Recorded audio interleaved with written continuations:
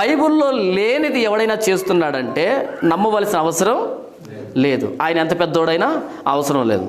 గొల్లియాతు కంటే హైట్ ఉన్నా సరే పట్టించుకోవాల్సిన అవసరం లేదు. ఏలీ కంటే లావుగా ఉన్నా సరే పట్టించుకోవాల్సిన అవసరం అస్సలు లేదు. సొలొమోను కంటే జ్ఞాని అయినా సరే పట్టించుకోవాల్సిన అవసరం లేదు. అన్నం తినేటప్పుడు మురికిపోయేటట్టుగా కడుక్కుంటే సరిపోతుంది కదా. ఇన్ని రకాల సంప్రదాయాలు అవసరమా? పోనీ దేవుడు చెప్పాడా? చెప్పలే. మరి దేవుడు చెప్పిన దాన్ని మీరు పాటిస్తున్నారు, పాటించండి. ఎవరు అడిగారు? మళ్ళీ మా దగ్గరకు వచ్చి మా మీద కూడా ఆ నింద వేయడం తప్పు కదా.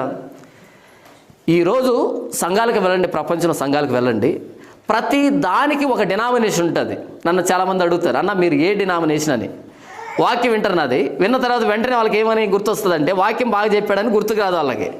అన్న ఏ డినామినేషన్ తెలుసుకోవాలనిపిస్తుంది. ఏ డినామినేషన్ మీది, ఏ గుంపు మీద అని అడుగుతారు. నాది ఏ గుంపు కాదు నాయన, యేసుప్రభు నన్ను రక్షించాడు, నా చర్చిలో బైబిల్ ప్రకటిస్తాను, యేసుప్రభు ప్రకటిస్తాను, అంతే, నాకెవరు తెలియదు, ఎవరి పేరు నా మీద లేదు, నేనే అని చెప్తాను.